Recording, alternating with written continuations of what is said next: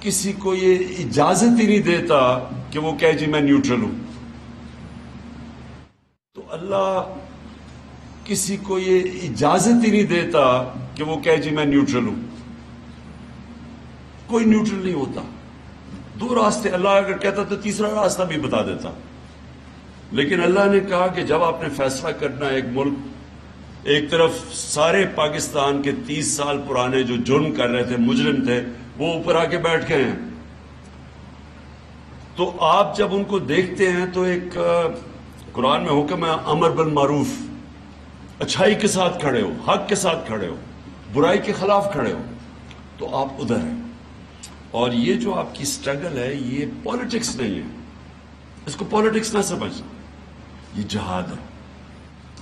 جب آپ رائے حق پہ چلتے ہیں اور حق اور سچ پہ کھڑے ہوتے ہیں تو وہ پھر ذات سے باہر بات نکل جاتی ہے. آپ ایک معاشرے کو پروٹیکٹ کرتے ہیں. جو شہادت ہوتی ہے وہ ایک انسان معاشرے کے لیے اپنی جان قربان کرتا ہے. وہ پیغمبروں کے بعد اس کا سب سے بڑا رتبہ ہمارے دین میں. تو آپ جو اس سٹرگل کے اندر ابھی شامل ہیں اور یہ جو آپ نے سینز دیکھے، کیونکہ آپ نے تو کئیوں نے بڑے قریب سے دیکھا جس ظلم سے، بابریت سے شیلنگ کی گئی اپنے لوگوں پہ. یہ ہم جنرل ڈائر تو جو ایک غلام قوم کے اوپر وہ گولیاں چلا سکتا تھا یا ظلم کر سکتا تھا، لیکن اپنی لا انفورسمنٹ ایجنسیز اپنے لوگوں پہ ایسے ظلم نہیں کرتی. یہ صرف کرمنلز کرتے ہیں. اور یہ جو آپ نے دیکھا یہ کرمنلز کا کام تھا. مجرم یہ سارے وہ لوگ ہیں جن سب کو بہت پہلے جیلوں میں جانا چاہیے تھا. یہ رانا ثناء اللہ اور یہ جو شہباز شریف ہیں، جب انہوں نے دن دہاڑے ماڈل ٹاؤن میں 14 لوگوں کو قتل کیا تھا اور 80 لوگوں کو گولیاں لگی تھی، ان کو تب جیلوں میں جانا چاہیے تھا. لیکن مسئلہ ہمارا ملک کا جو سب سے بڑا مسئلہ جو میں نے پالیٹکس شروع کی تھی آج سے 26 سال پہلے، انصاف کی تحریک. انصاف نہیں ہے. یہ انصاف آپ کو جہاد کر کے لینا پڑتا ہے، جدوجہد کر کے لینا پڑتا ہے. اور انصاف کا مطلب کیا ہے؟ انصاف تو کمزور کو چاہیے ہوتا ہے. طاقتور کو انصاف وہ اپنے آپ کو قانون کے اوپر رکھتا ہے. امریکہ جو انٹرنیشنل کرمنل کورٹ ہے اس کے نیچے اپنے آپ کو نہیں لانا چاہتا، لیکن سارے کمزور ملک اپنے آپ کو لانا چاہتے ہیں پروٹیکشن کے لیے. عدالتیں کمزور کو طاقتور سے پروٹیکٹ کرنے کے لیے بنتی ہیں. یہ پلیز آپ نے بڑی امپورٹنٹ چیز سمجھنی ہے. اس لیے ہمارے دین میں اللہ قرآن میں اتنا ایمفسائز کرتا ہے انصاف کے اوپر. ابن خلدون جو کہ ماڈرن ہسٹری کے باپ سمجھے جاتے ہیں، ایک بہت بڑا ایک ذہن تھا ماڈرن ہسٹری کا. ابن خلدون اپنی زندگی کا تھیسس لکھتا ہے.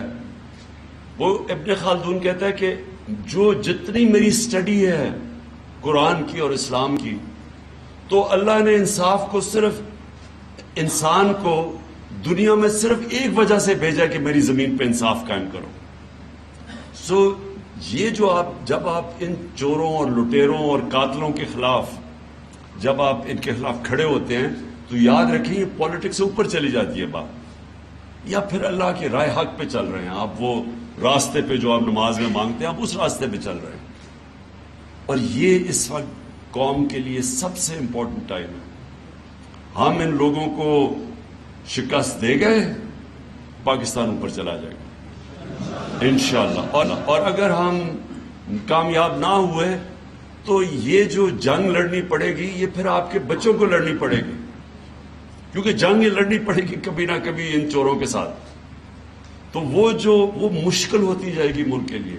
اور پھر جو ہمارے نبی صلی اللہ علیہ وسلم کی جو بہت امپورٹنٹ حدیث ہے اور قرآن میں کئی آیتیں اس کو سپورٹ کرتی ہیں کہ تمہارے سے پہلے بڑی قومیں تباہ ہوئی جو طاقتور کو قانون کے نیچے نہیں لا سکی. طاقتور چور کو نہیں پکڑتی تھی، چھوٹے چور کو پکڑتی تھی. جو رول آف لا نہیں قائم کرتی تھی، یہ ہے جنگ پاکستان کی، انصاف کی جنگ۔ اب یہ کیا کوشش کر رہے ہیں؟ لوگوں کو ڈرا رہے ہیں، دھمکا رہے ہیں۔ وہ پھر ثناء اللہ کا پھر کوئی اسٹیٹمنٹ آئی ہے کہ میں تمہیں یہ کر دوں گا، میں وہ کر دوں گا۔ ڈرا رہے ہیں لوگوں کو، خوف۔ تو جو یہ کیا کرتے ہیں، یہ جو ظالم لوگ ہوتے ہیں، ایک چیز یاد رکھنا، سب سے بزدل ظالم آدمی ہوتا ہے، ہمیشہ ظالم بزدل ہوتا ہے۔ یہ جو ثناء اللہ ہے اور یہ جو شہباز شریف ہے جو کرائم منسٹر ہے، اس کا یاد رکھیں کہ اس کے اوپر ایک ہیومن رائٹس کی رپورٹ ہے۔ اس نے 97 اور 98 میں جب چیف منسٹر تھا، اس نے سب سے زیادہ لوگ پولیس مقابلے میں مروائے تھے۔ ایک عابد باکسر ہے، اس نے ٹی وی پہ آ کے اسٹیٹمنٹ دیا کہ اس نے کیسے اس کے ذریعے لوگ مروائے تھے۔ تو یہ وہ ظالم لوگ ہیں، یہ بھی ہے۔ اور یہ دوسرا جو ثناء اللہ ہے، اس کے اوپر تو خیر اپنی ان کی پارٹی کا منسٹر کہتا ہے کہ اس نے 22 قتل کیے ہوئے ہیں۔ تو اس طرح کے چور اوپر آ کے بیٹھ گئے، مجرم لوگ، اور ان کی کوشش ہے آپ کو ڈرا دیں۔ تو وہ جو سارا کیا تھا انہوں نے ڈرامہ، وہ جو پولیس کے ذریعے ظلم کیا، آپ نے تو خیر تصویریں بھی دیکھی ہوں گی، آپ نے تو کھینچی بھی ہوں گی، کور کیا ہوگا، کس طرح انہوں نے فیملیز نکلی ہوئی تھی، عورتیں تھے، بچے تھے، ان کے اوپر جو انہوں نے شیلنگ کی۔ اور وہ چھوڑے، شیلنگ تو ایک طرف ہے، ہمیں جو کلیکشن آئی ہے شیلز کی، وہ ایک ایسے شیلز کیے تھے وہ صرف دہشت گرد کے خلاف استعمال کرتے ہیں، وہ لوگوں کے اوپر انہوں نے استعمال کیا۔ کیا ان کی کوشش ہے کہ کسی طرح پبلک ڈر کے سہم کے بیٹھ جائے، تاکہ یہ چور پھر سے جو 30 سال یہ دو خاندان حکومت کرتے رہے۔ یاد رکھیں، پاکستان کے 62 سالوں کے اندر 30 سال فوج نے حکومت کی ہے اور 30 سال ان دو خاندانوں نے کی ہے۔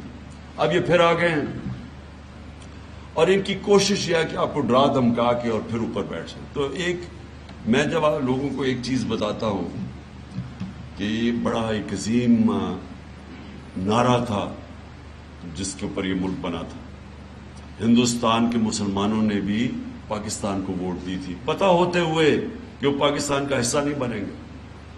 تو وہ جو نعرہ تھا نا کہ پاکستان کا مطلب کیا، لا الہ الا اللہ، لا الہ الا اللہ، آپ یاد رکھیں، وہ صرف یہ نہیں کہ آپ مٹی کے بت کی پوجا نہ کریں، یہ سب بت ہیں۔ یہ خوف کا بت سب سے بڑا بت ہے، پیسے کا بت ہے کہ جی، اور خوف کے بت کی بھی کہ جی میں ذلیل نہ ہو جاؤں، مجھے کوئی مار نہ دے، مجھے کوئی میری رزق نہ لے لے، میری نوکری نہ چلی جائے۔ اسی لیے اللہ نے یہ 3 چیزیں اپنے ہاتھ میں رکھی ہیں، زندگی موت بھی اس کے ہاتھ میں ہے، عزت ذلت بھی اور رزق بھی۔ اس لیے اس نے رکھی ہے کہ آپ کے خوف دور کرنے کے لیے۔ اور قرآن کی آیت ہے، جو لوگ ایمان لے آئے میں ان کے خوف دور کر دیتا ہوں۔ خوف دور کر کے ہی ایک انسان بڑا انسان بنتا ہے۔ کسی نے دنیا میں بڑا کام نہیں کیا جس نے اپنے خوف کے اوپر قابو نہیں پایا، کسی نے نہیں کیا۔ آج تک میں کوئی کھلاڑی، اتنی دیر میں کرکٹ کھیلتا تھا، میں نے کوئی بڑا کھلاڑی نہیں دیکھا جو گیند لگنے سے ڈرتا تھا، جو ہارنے سے ڈرتا تھا، بولر مارک، کبھی کوئی اس نے بڑا کام نہیں کیا، اوپر نہیں کیا۔ تو اس لیے یہ یاد رکھیں کہ یہ جو قومیں غلام ہوتی ہیں، 4000 انگریزوں نے 40 کروڑ ہندوستان کے اوپر حکومت کی تھی، 4000 انگریز تھے، خوف کے اوپر لوگ ڈرتے تھے کہ جی، کہ ان کا خوف اتنا تھا، اور وہ بھی اسی طرح پولیس کا استعمال کرتے تھے۔ جو جنرل ڈائر نے گولیاں ماری تھی لوگوں کو جلیانوالہ باغ میں، بڑا فیمس ہے، تو وہ خوف طاری کرنے کی، اپنے ملک میں کبھی ان کی جرت ایک آدمی کو گولی مارنے کی نہیں تھی، انکوائری ہو جانی تھی، لیکن کیونکہ غلام تھے تو انہوں نے سب کے سامنے جو قتل عام کی پتہ نہیں 150 لوگوں گولیاں مار کے اس نے جو کیا، وہ خوف طاری کرنے کے لیے۔ تو سب سے پہلے میں اب چاہتا ہوں کہ ایک چیز سے نکل جائیں باہر۔ جس طرح میں اس کو جہاد سمجھ کر لڑتا ہوں، مجھے کوئی کسی چیز کا خوف نہیں، کیونکہ میں سمجھتا ہوں کہ یہ ہمارے ملک کے لیے آنے والی اپنی نسلوں کی جنگ لڑنا ہے۔ آپ نے بھی اسی اسپرٹ سے اس میں آنا ہے، کیونکہ آپ کو اس کی کوئی فکر نہیں کرنی چاہیے۔ اور یہ یاد رکھیں، یہ بڑے، میں پھر سے بتاتا ہوں، ان سے بزدل لوگ کوئی نہیں ہے، یہ جب ان کے سامنے کوئی کھڑا ہو جاتے ہیں سارے بھاگ جاتے۔ تو انشاءاللہ آج سپریم کورٹ کے اندر ہمارا کیس لگا ہوا ہے۔ ہم سپریم کورٹ سے پہلے پوری उनसे प्रोटेक्शन चाह रहे हैं कि क्या हमारे पाकिस्तानियों का फंडामेंटल राइट है कि पुरअमन एहतजाज करें।